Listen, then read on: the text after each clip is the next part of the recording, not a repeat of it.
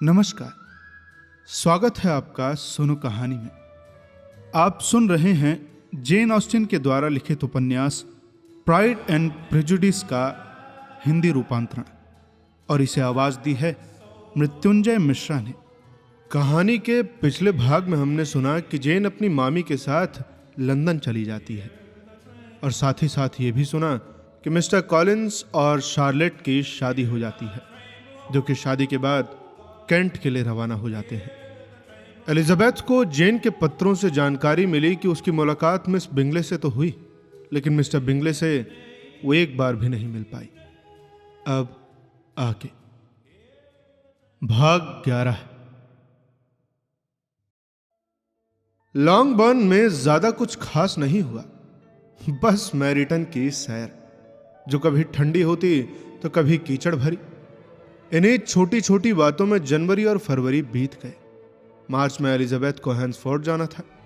शुरू में उसने इस यात्रा को ज्यादा गंभीरता से नहीं लिया था, लेकिन धीरे धीरे उसे समझ आया कि शार्लेट इस योजना पर पूरी तरह भरोसा कर रही थी।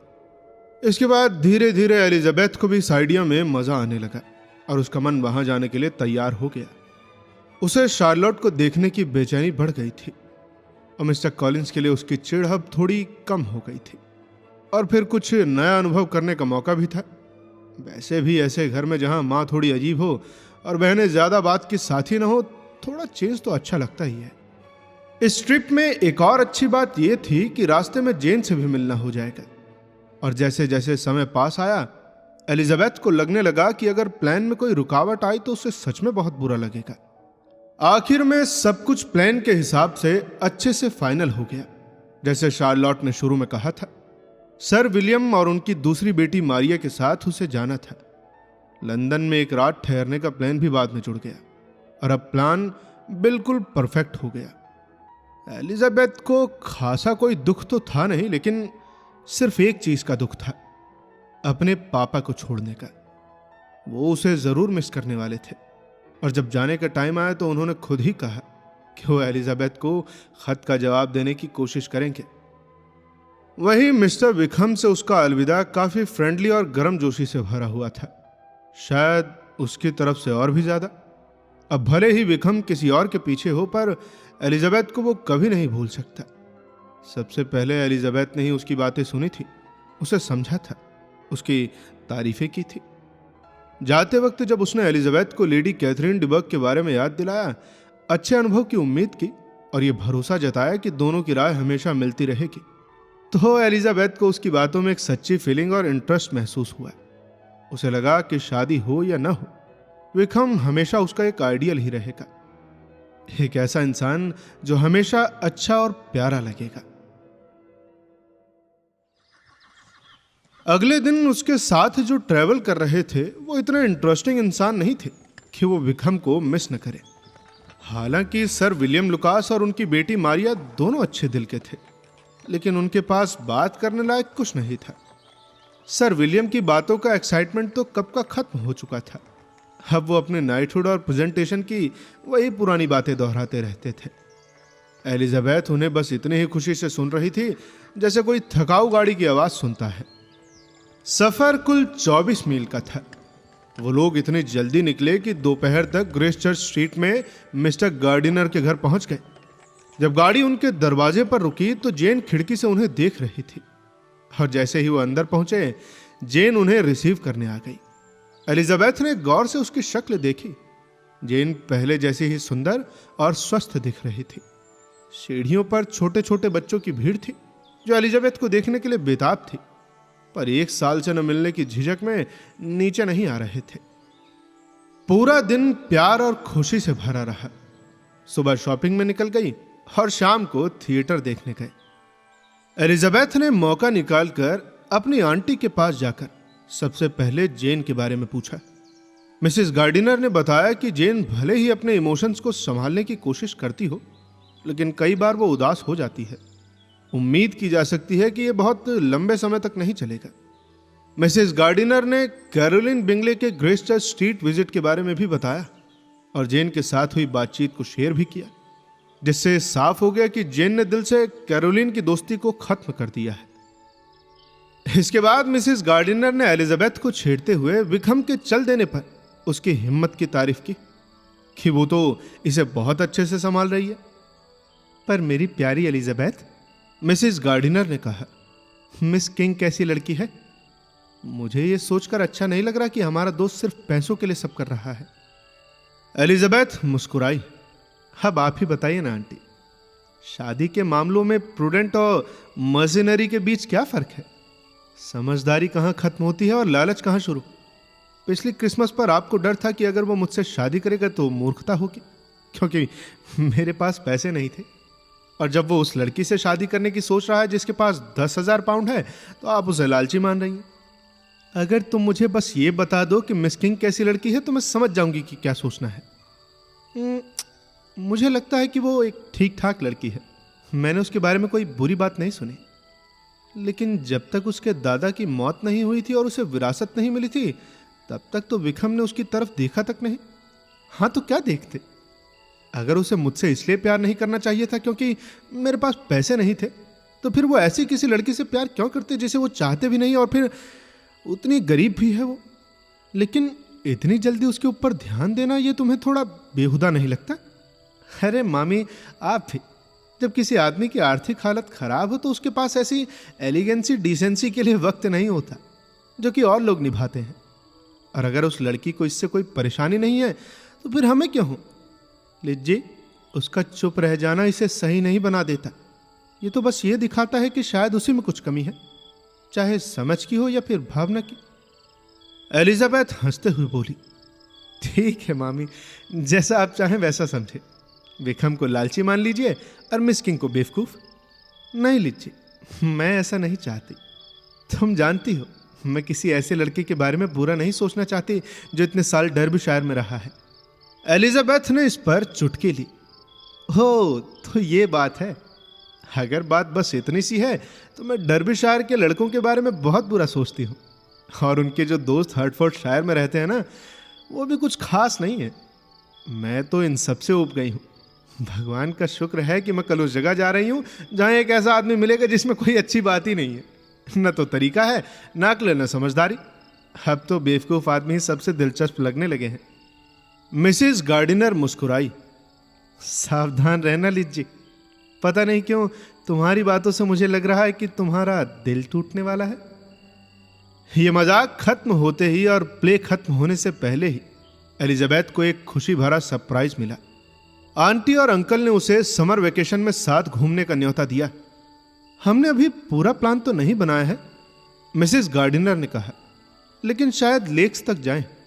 एलिजाबेथ तो जैसे खुशी से झूम उठी।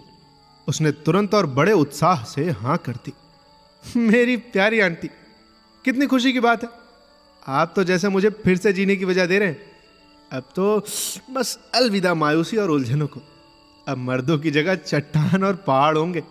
हम कितने अच्छे पल बिताएंगे। और जब हम वापस लौटेंगे तो औरों की तरह नहीं होंगे जो ये तक नहीं बता पाते कि कहाँ गए थे। हम सब याद रखेंगे कहाँ गए, क्या देखा। हमारे लिए झीलें, पहाड़ और नदियाँ एक में नहीं मिल जाएंगी, सब अलग अलग देखेंगे। और जब हम किसी नज़ारे को बयान करेंगे तो ये नहीं होगा कि पहले उसके उत्तर दक्षिण को लेकर बहस में पड़ जाए। हम ऐसे ट्रैवलर नहीं बनेंगे जो बस घूम आते हैं और कहने के लिए उनके पास कुछ नहीं होता। अगले दिन के सफर में जो कुछ भी एलिजाबेथ ने देखा वो सब उसके लिए नया और दिलचस्प था, और उसका मूड भी पूरी तरह से इस सफर का आनंद लेने के लिए तैयार था। उसकी बहन अब इतनी स्वस्थ दिख रही थी कि उसकी तबीयत को लेकर सारी चिंता दूर हो गई थी, और आने वाले नॉर्दर्न टूर की उम्मीद उसे लगातार खुशी दे रही थी। जब उन्होंने मुख्य सड़क से मुड़कर हंसफोर्ड की गली पकड़ी तो सबकी नजरें पर्सोनेज को ढूंढने लगी, और हर मोड़ पर उम्मीद थी कि अब वो दिखाई देगा।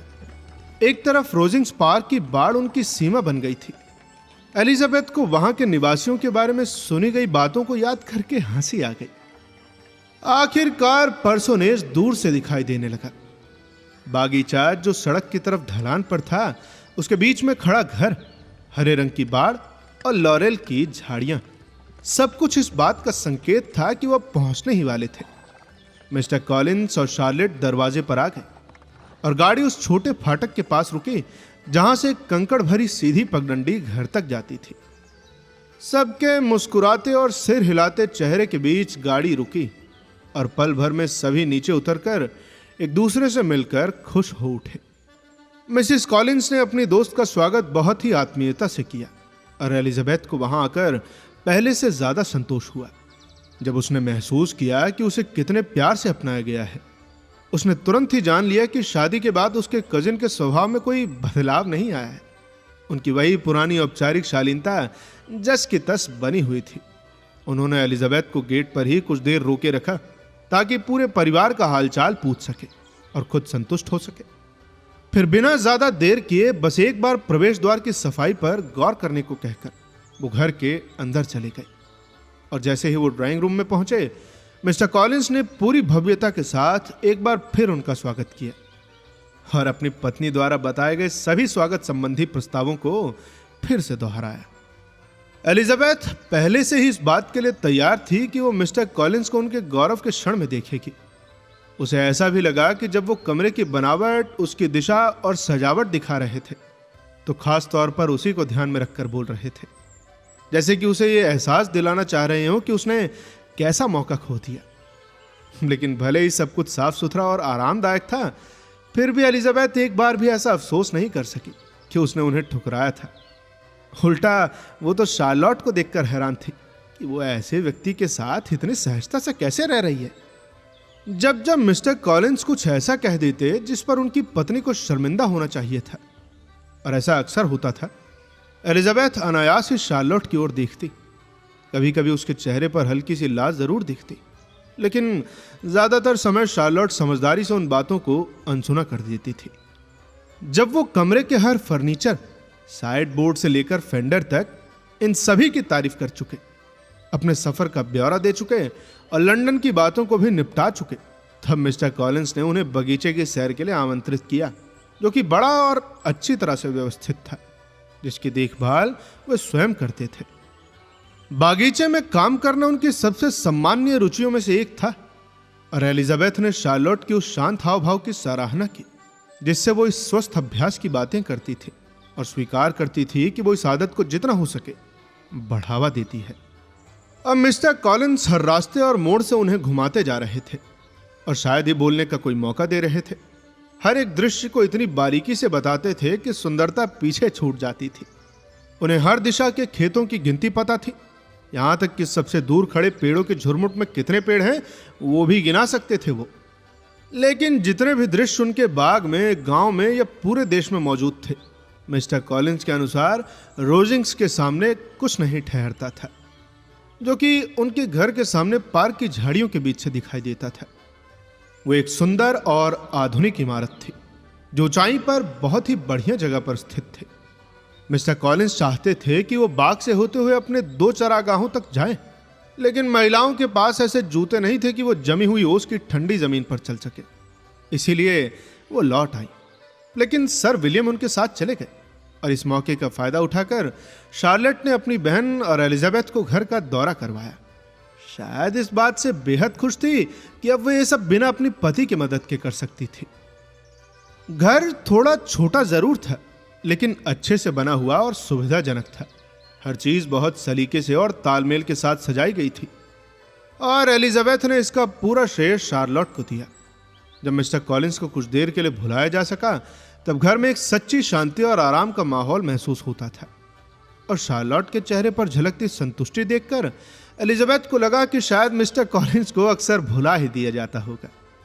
उसे यह भी पता चल चुका था कि लेडी कैथरीन अब भी गांव में ही है। इस बात का जिक्र डिनर के दौरान फिर हुआ जब मिस्टर कॉलिंस ने उसमें जोड़ते हुए कहा, हाँ मिस एलिजाबेथ, मिस्टर कॉलिंस ने कहा, आपको इस रविवार चर्च में लेडी कैथरीन डिबर्ग से मिलने का सौभाग्य मिलेगा और मुझे कहने की जरूरत नहीं कि आप उनसे मिलकर बेहद प्रसन्न होंगे। वो अत्यंत सौम्य और विनम्र स्वभाव की है और मुझे पूरा विश्वास है कि प्रार्थना सभा के बाद वे आपको भी अपनी कृपा से सम्मानित करेंगे। मैं तो देखिए बिना किसी संकोच के कह सकता हूं कि जब तक आप यहाँ रहेंगी वो हर दावत में आपको और मेरी बहन मारिया को भी आमंत्रित करेंगे। मेरी प्रिय शार्लेट के प्रति उनका व्यवहार अत्यंत मनोहर है। हम हर सप्ताह 2 बार रॉजिंग्स में भोजन करते हैं और तो और हमें कभी पैदल लौटने नहीं दिया जाता। उनकी सवारी हमारे लिए नियमित रूप से मंगवाई जाती है। खैर, मुझे कहना चाहिए कि उनकी किसी एक सवारी को, क्योंकि उनके पास तो कई है। वैसे लेडी कैथरीन एक बहुत ही सम्मानीय और समझदार महिला है, ये तो कहना पड़ेगा, शार्लेट ने जोड़ा। और बहुत ध्यान देने वाली पड़ोसिन भी। बिल्कुल सही कहा प्रिय, यही तो मैं कह रहा था। वो ऐसी महिला हैं जिनके प्रति अधिक से अधिक आदर होना ही चाहिए। शाम का ज्यादातर समय हर्टफोर्डशायर की खबरों पर चर्चा करने और वही बातें दोहराने में बीता जो पहले पत्रों में लिखी जा चुकी थी। और जब रात खत्म हुई तो एलिजाबेथ ने अपने कमरे की एकांतता में शार्लेट के संतोष के स्तर पर विचार किया। उसने कितनी कुशलता से अपने पति को संभाला है और कितनी सहजता से उनके साथ समायोजन किया है। एलिजाबेथ को यह स्वीकार करना पड़ा कि शार्लेट ने सब कुछ बहुत अच्छे ढंग से किया है। उसे यह भी सोचना पड़ा कि उसका यह दौरा कैसा गुजरेगा। रोज के शांति भरे कार्य, मिस्टर कॉलिंस की खलल डालती बातें और रोजिंग से जुड़ी भव्य गतिविधियां, ये सब उसकी कल्पना में जीवंत हो उठा। अगले दिन दोपहर के आसपास जब वो टहलने के लिए तैयार हो रही थी, तभी नीचे से अचानक तेज आवाज आई, जिससे ऐसा लगा मानो पूरा घर हड़कंप में है। वो थोड़ी देर ध्यान से सुनने लगी, तभी किसी के तेजी से सीढ़ियां चढ़ने की और ऊंचे स्वर में पुकारने की आवाज आई। एलिजाबेथ। उसने दरवाजा खोला और सामने लेडिंग पर हाँफती हुई मारिया से टकरा गई, जो कि उत्तेजना में चिल्लाई, ओ एलिजा, जल्दी चलो ना, जल्दी नीचे डाइनिंग रूम में चलो, वहां एक बहुत ही अद्भुत नजारा है। हाँ हाँ, क्या हुआ, क्या बात हुई? मैं नहीं बताऊंगी, बस जल्दी चलो। एलिजाबेथ ने बहुत कोशिश की, लेकिन मारिया ने और कुछ नहीं बताया। दोनों दौड़ती हुई नीचे पहुंची, जहां डाइनिंग रूम की खिड़की से बाहर की गली दिखती थी। वहां एक नीची सी बग्घी बगीचे के फाटक पर रुकी थी। बस इतना ही। एलिजाबेथ बोली, मुझे तो लगा जैसे सुअर बगीचे में घुस आए हो, और यहां तो सिर्फ लेडी कैथरीन और उनकी बेटी है। अरे नहीं मेरी प्यारी, मारिया ने कहा, जो कि एलिजाबेथ की गलती से थोड़ा चौंक गई थी। अरे वो लेडी कैथरीन नहीं है, जो वृद्ध महिला है ना, वो मिसेस जेंकिंसन है, जो उनके साथ रहती है, और दूसरी उनकी बेटी मिस डिबर्ग है। जरा देखो तो उन्हें, कितनी छोटी और दुबली पतली है। कौन सोच सकता था कि वो इतनी नाजुक होगी। ये बहुत ही बदतमीजी है कि शार्लेट को इतनी ठंडी हवा में बाहर रोके खड़ी है। अंदर क्यों नहीं आती? शार्लेट कहती है कि वह बहुत कम ही अंदर आती है। जब भी मिस डिबर्ग अंदर आती है तो वो बहुत बड़ा सम्मान माना जाता है। मुझे उनका चेहरा पसंद आया, एलिजाबेथ ने कहा, जैसे कुछ और ही सोच में डूबी हो। लेकिन बीमार और चिड़चिड़ी लगती है। सही तो है, उसके लिए एकदम ठीक रहेगी, एक उपयुक्त पत्नी बनेगी उसकी। मिस्टर कॉलिंस और शार्लोट दोनों गेट पर खड़े होकर उन महिलाओं से बातचीत कर रहे थे, और सर विलियम्स, जो शायद इस दृश्य से बहुत अभिभूत थे, दरवाजे पर खड़े होकर लगातार सिर झुकाते जा रहे थे, हर बार जब मिस डिबर्ग उनकी ओर देखती। आखिरकार जब कहने को कुछ नहीं बचा तो बग्घी आगे बढ़ गई और सब लोग घर के अंदर लौट आए। मिस्टर कॉलिंस ने जैसे ही एलिजाबेथ और मारिया को देखा, तुरंत उन्हें बधाई देना शुरू कर दिया, और शार्लेट ने स्पष्ट किया कि यह बधाई इस बात की थी कि रोजिंग्स के अगले दिन पूरे परिवार को रात्रि भोज पर आमंत्रण मिला था। मिस्टर कॉलिंस की खुशी इस निमंत्रण से पूरी तरह परिपूर्ण हो गई थी। अपनी महान संरक्षिका की भव्यता, अपने मेहमानों को दिखाने का अवसर, और उन्हें यह दिखा पाने का मौका कि लेडी कैथरीन उनके और उनके पत्नी के साथ कितनी विनम्रता से पेश आती हैं, यही तो वो लंबे समय से चाहते थे। और यह मौका इतनी जल्दी मिल जाना लेडी कैथरीन की कृपालु स्वभाव का एक ऐसा उदाहरण था जिसे मिस्टर कॉलिंस जितना चाहे उतना सराह नहीं पा रहे थे। भाई मैं मानता हूं, उन्होंने कहा, कि अगर लेडी कैथरीन हमें रविवार को चाय पीने और शाम बिताने के लिए रोजिंग्स बुलाती तो मुझे बिल्कुल भी आश्चर्य नहीं होता। उनके सौम्य स्वभाव को देखकर तो मुझे ऐसी अपेक्षा थी, लेकिन ऐसा ध्यान, ऐसा सम्मान भला कौन सोच सकता था भाई, कि हमारे पहुंचते ही पूरा समूह रात्रि भोज पर बुला लिया जाएगा। मुझे तो यह उतना चौंकाने वाला नहीं लगा, सर विलियम ने उत्तर दिया, क्योंकि मेरे जीवन की परिस्थिति ने मुझे बहुत उच्च वर्गीयों के शिष्टाचार को समझने का अनुभव दिया है। राज दरबार के आसपास तो ऐसे सुंदर व्यवहार बहुत आम होते थे। उस दिन और अगली सुबह का ज्यादातर समय रोजिंग्स के इस प्रस्तावित दौरे की बातों में ही बीता। मिस्टर कॉलिंस उन्हें बड़े ध्यान से यह समझा रहे थे कि वहां क्या क्या देखने को मिलेगा, कैसे कमरे होंगे, कितने सारे नौकर और कितना शानदार भोजन, ताकि वो पहली बार में इन चीजों से अभिभूत न हो जाएं। जब महिलाएं तैयार होने के लिए अपने अपने कमरों की ओर जा रही थी तो मिस्टर कॉलिंस ने एलिजाबेथ से कहा, प्रिय बहन, अपने पहनावे को लेकर परेशान मत होइए। लेडी कैथरीन हमसे वैसी भव्यता की उपेक्षा नहीं करती जैसी वो और उनकी बेटी धारण करती है। मेरी सलाह यही होगी कि अपने कपड़ों में जो सबसे अच्छा है वही पहन लीजिए, इससे ज्यादा की कोई जरूरत नहीं। लेडी कैथरीन आपको सादगी में देखकर आपकी उपेक्षा नहीं करेंगी। उन्हें तो वर्गों के बीच का अंतर स्पष्ट रखना पसंद है। एलिजाबेथ ने इस पर कुछ नहीं कहा। महिलाएं तैयार हो रही थीं और इस दौरान मिस्टर कॉलिंस 2-3 बार उनके कमरे के बाहर आकर यह याद दिलाते रहे कि जल्दी कीजिए, क्योंकि लेडी कैथरीन को अपने भोजन के लिए इंतजार करना बिल्कुल पसंद नहीं। उनकी बातों और लेडीशिप की जीवन शैली के विवरण से मारिया लुकस पूरी तरह घबरा गई।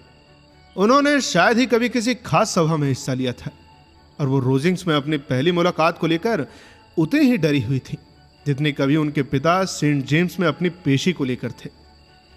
मौसम बेहद अच्छा था, इसीलिए सबने पार्क के बीच से आधा मील की एक सुखद सैर की। हर पार्क की अपनी खूबसूरती और दृश्य होते हैं और एलिजाबेथ को वहां कई चीजें पसंद आई। हालांकि वो वैसे मुग्ध नहीं हुई जैसे मिस्टर कॉलिंस ने उम्मीद की थी। और मिस्टर कॉलिंस की वो उत्साह भरी बातें ज्यादा नहीं छू पाई, जैसे सामने वाली खिड़कियों की संख्या या कि ये सारी कांच की खिड़कियां बनवाने में सर लुईस डी बर्ग को कितनी लागत लग गई थी, वगैरह वगैरह। जब वे हॉल की सीढ़ियां चढ़कर अंदर जाने लगे तो मारिया का डर हर पल बढ़ता जा रहा था। यहां तक कि सर विलियम भी पूरी तरह शांत नहीं लग रहे थे। लेकिन एलिजाबेथ का साहस अडिग था। उसने लेडी कैथरीन के बारे में कभी कुछ ऐसा नहीं सुना था जो उन्हें असाधारण गुणों या चमत्कारी नैतिकता वाली महिला बना दे। और केवल दौलत या रुतबे की भव्यता, ये तो एलिजाबेथ सोचती थी कि वो बिना डरे सहन कर सकती है। जैसे ही वो लोग एंट्रेंस हॉल में पहुंचे, मिस्टर कॉलिंस ने बड़ी खुशी और गर्व के साथ वहां की खूबसूरत बनावट और सजावट की तारीफें शुरू कर दी। इसके बाद वो सब एक एंटी चैम्बर यानी बैठक से पहले के कमरे में होते हुए उस कमरे में पहुंचे जहां लेडी कैथरीन और उनकी बेटी मिस डिबर्ग और मिसेस जेंकिंसन बैठी थी। लेडी कैथरीन ने बड़ी शालीनता से उठकर उनका स्वागत किया। और चूंकि मिसेस कॉलिंस ने पहले से तय कर लिया था कि सबका परिचय वो ही कराएंगी, तो ये सभी काम बड़ी सहजता से और बिना मिस्टर कॉलिंस वाली लंबी चौड़ी माफी या धन्यवाद के पूरा हुआ। सर विलियम भले ही पहले सेंट जेम्स जा चुके थे, लेकिन वहां की भव्यता से इतने प्रभावित हो गए कि मुश्किल से सिर झुकाकर बैठ पाए और एक शब्द भी नहीं बोले। उनकी बेटी मारिया तो इतना घबरा गई कि कुर्सी के बिल्कुल किनारे बैठी थी और समझ ही नहीं पा रही थी कि आंखें कहां टिकाए। एलिजाबेथ बिल्कुल सहज थी। वो सामने बैठी तीनों महिलाओं को ध्यान से देख रही थी। लेडी कैथरीन एक लंबी चौड़ी महिला थी जिनके चेहरे की बनावट तेज और प्रभावशाली थी। कभी शायद सुंदर रही हो, उनके हाव भाव जरा भी मिलनसार नहीं थे। जिस अंदाज में उन्होंने सबका स्वागत किया उसमें ऐसा कुछ नहीं था जिससे मेहमान अपने कमतर दर्जे को भूल जाए। वो चुप रहने से डरावनी नहीं लगती थी, लेकिन जब भी कुछ बोलती थी उसमें ऐसा रौब और अधिकार झलकता था जिससे उनकी खुद की अहमियत का पता चलता था। और ये सब देखकर एलिजाबेथ को तुरंत मिस्टर विकहम की बातें याद आ गई। सारी बातों को देखकर एलिजाबेथ को यकीन हो गया कि लेडी कैथरीन बिल्कुल वैसी ही है जैसा कि मिस्टर विकहम ने बताया था। जब एलिजाबेथ ने मां को ध्यान से देखा तो उनके चेहरे और स्वभाव में मिस्टर डार्सी की कुछ झलक दिखी, और फिर बेटी की तरफ देखा तो उन्हें मारिया की उस बात से सहमत होना पड़ा कि मिस डिबर्ग कितनी दुबली पतली और कमजोर थी। मां बेटी में न चेहरे में कोई समानता थी और न ही कद काठी में। मिस डिबर्ग पीली और बीमार से दिखती थी। चेहरा साधारण था और वो बहुत कम बोलती थी, बस धीमे धीमे मिसेस जेंकिंसन से कुछ कहती रहती थी। वहीं मिसेस जेंकिंसन भी कोई खास महिला नहीं थी। उनका पूरा ध्यान इस बात पर था कि मिस डिबर्ग क्या खा रही है, वो ठीक तो है, उनकी आंखों के सामने पर्दा ठीक रखा है या नहीं रखा है। कुछ देर बाद सबको खिड़की की ओर ले जाया गया ताकि बाहर का नजारा देखा जा सके और मिस्टर कॉलिंस वहां की खूबसूरती की तारीफ में लगे रहे। लेडी कैथरीन ने भी बड़े सौजन्य से बताया कि गर्मियों में यहां का दृश्य और भी अच्छा लगता है। रात का खाना बेहद शानदार था, जैसा मिस्टर कॉलिंस ने पहले ही बताया था। सभी नौकर, चांदी के बर्तन, सब कुछ वहां मौजूद था। और जैसा उन्होंने पहले ही भविष्यवाणी कर दी थी कि लेडी कैथरीन के कहने पर उन्हें मेज के अंत में बैठने का सम्मान मिला, और उनके चेहरे से ऐसा लग रहा था जैसे जीवन में इससे बड़ी उपलब्धि और कुछ है ही नहीं। वो भोजन परोस रहे थे, खा रहे थे और हर चीज की दिल से तारीफ कर रहे थे। हर डिश की तारीफ पहले वो करते, फिर सर विलियम, जो अब तक थोड़ा सहज हो चुके थे, मिस्टर कॉलिंस की बातों को ही दोहराते थे। एलिजाबेथ को हैरानी हो रही थी कि लेडी कैथरीन इतनी चापलूसी को बर्दाश्त कैसे कर सकती हैं, लेकिन वो तो इस सब से काफी प्रसन्न लग रही थी। खासकर जब कोई डिश उन्हें नहीं लगती तो लेडी कैथरीन बड़े गर्व से मुस्कुराती। पूरे डिनर के दौरान ज्यादा बातचीत नहीं हुई। एलिजाबेथ तो हर बार तैयार थी, लेकिन वो कहे कैसे। वो शार्लोट और मिस डिबर्ग के बीच बैठी थी। शार्लोट तो लेडी कैथरीन की बातों में व्यस्त थी और मिस डिबर्ग ने पूरे डिनर में एक भी शब्द उससे नहीं कहा। मिसेस जेंकिंसन का पूरा ध्यान इस बात पर था कि मिस डिबर्ग कुछ खा तो रही हैं, और वहीं मारिया को तो कुछ बोलना ही नामुमकिन लग रहा था, और सारे पुरुष सिर्फ खा रहे थे और खाने की तारीफ कर रहे थे। खाने के बाद जब महिलाएं ड्राइंग रूम में लौटी तो वहां ज्यादा कुछ करने को नहीं था, सिवाय इसके कि लेडी कैथरीन की बातें सुनी जाएं, और वो तो बिना रुके बोलती ही रही। हर विषय पर अपनी राय कुछ ऐसे दृढ़ता से देती जैसे उन्हें कभी किसी ने मना ही न किया हो।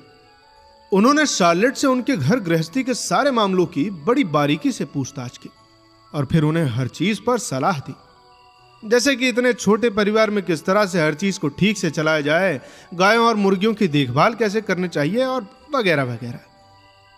एलिजाबेथ को यह जल्दी ही समझ आ गया कि लेडी कैथरीन के लिए कोई भी बात छोटी नहीं है, अगर उसमें दूसरे को आदेश देने का मौका हो।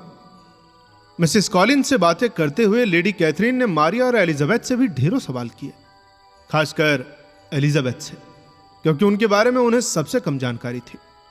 बाद में उन्होंने मिसेस कॉलिंस से कहा भी कि एलिजाबेथ एक बड़ी स्मार्ट और प्यारी टाइप की लड़की लगती है।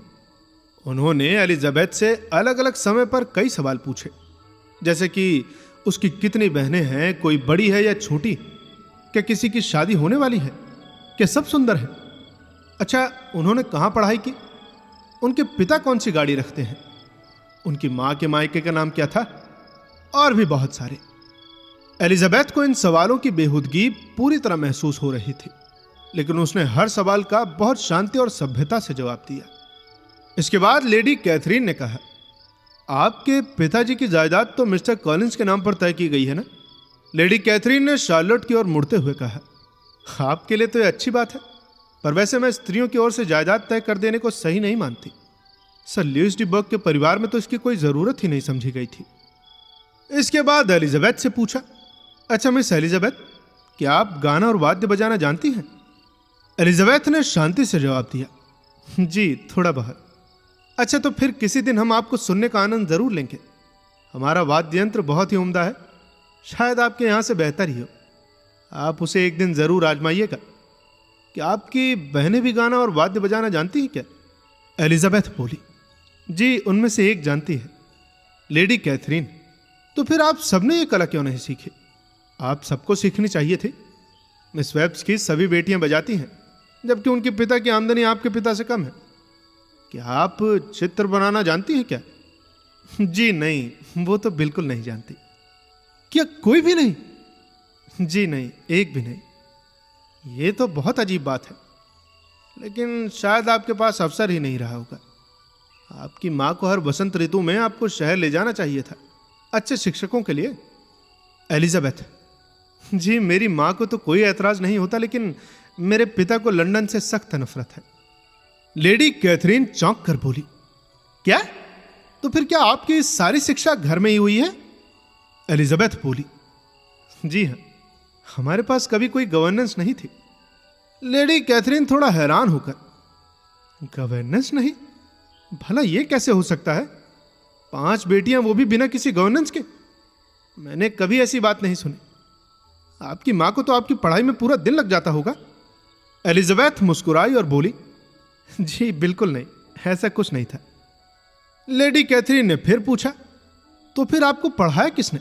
कौन आपकी देखभाल करता था? गवर्नेंस के बिना तो जरूर उपेक्षा हुई होगी। एलिजाबेथ बोली, मेरा ख्याल है कुछ परिवारों की तुलना में शायद हुई होगी, लेकिन जिन्हें सीखने की इच्छा थी उन्हें साधन हमेशा उपलब्ध थे। पढ़ने के लिए हमें हमेशा प्रोत्साहन मिला और जरूरत के अनुसार शिक्षक भी थे। जो आलसी होना चाहते थे, अब भला उन्हें कोई रोक नहीं सकता था। लेडी कैथरीन बोली, अरे हाँ, यही तो एक गवर्नेंस रोक सकती थी। और अगर मैं आपकी माँ को जानती होती तो मैं उन्हें जरूर समझाती कि एक गवर्नेंस रखना जरूरी है। मैं हमेशा कहती हूं कि नियमित और दृढ़ शिक्षा के बिना कुछ भी संभव नहीं है, और ये एक गवर्नेंस ही दे सकती है।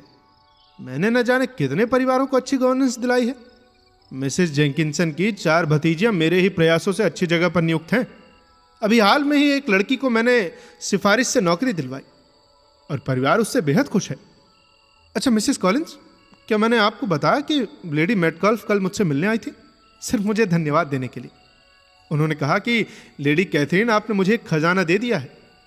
मिस पॉप उनके लिए किसी खजाने से कम नहीं।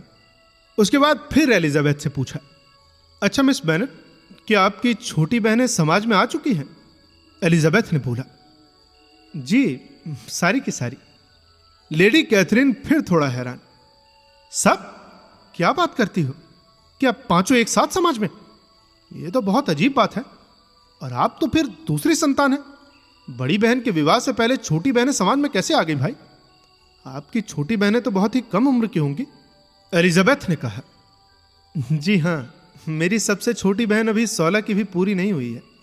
शायद वो थोड़ी छोटी है सामाजिक मेलजोल के लिए, लेकिन सच कहूं मैम तो मुझे लगता है कि छोटी बहनों के साथ ही अन्याय होगा कि सिर्फ इसलिए उन्हें समाज से वंचित रखा जाए क्योंकि उनकी बड़ी बहनें जल्दी विवाह नहीं करना चाहती या फिर नहीं कर सकती। मेरे ख्याल से तो सबसे छोटी संतान को भी उतना ही अधिकार है युवा जीवन जीने का जितना कि सबसे बड़ी का, और इस तरह से रोकना शायद बहनों में स्नेह और समझ की भावना को प्रोत्साहित नहीं करेगा। लेडी कैथरीन ने थोड़ी नाराजगी में कहा, अरे वाह, आप तो बहुत ही आत्मविश्वास से अपनी राय दे रही है, वो भी इतनी छोटी उम्र में। बताइए तो सही, आपकी उम्र क्या है? एलिजाबेथ थोड़ा मुस्कुरा कर बोली, मैम जब मेरी 3 छोटी बहनें बड़ी हो चुकी हैं तो आपकी लेडीशिप मुझसे मेरी उम्र बताने की उम्मीद नहीं कर सकती। लेडी कैथरीन पूरी तरह हैरान रह गई कि किसी ने उन्हें सीधा जवाब नहीं दिया। एलिजाबेथ को संदेह हुआ कि शायद वही पहली लड़की थी जिसने इतनी शानदार बदतमीजी से लेडी कैथरीन से बात की थी। लेडी कैथरीन ने फिर भी अनुमान लगाया, आप 20 से ज्यादा की नहीं हो सकती, तो छुपाने की जरूरत क्या है? एलिजाबेथ ने फिर मुस्कुरा कर कहा, जी आपने सही कहा मैम, मैं 21 की नहीं हुई हूं। जब पुरुष भी उनके साथ चाय के बाद जुड़ गए तो ताश की मेजें सज गईं। लेडी कैथरीन, सर विलियम और मिस्टर और मिसेस कॉलिंस ने मिलकर कार्ड्रिल खेलना शुरू किया। मिस डिबर्ग को कैसीनो पसंद था, इसलिए एलिजाबेथ और मारिया को मिसेस जेंकिंसन के साथ उस खेल में शामिल होने का सम्मान मिला।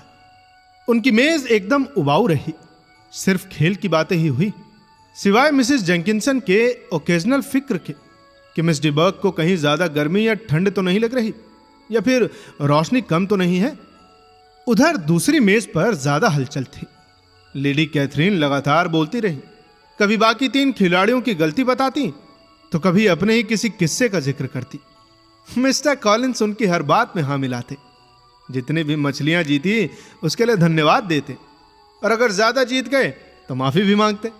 सर विलियम्स ज्यादा नहीं बोलते, वो अपनी याददाश्त में नए किस्से और महान लोगों के नाम जोड़ने में व्यस्त थे।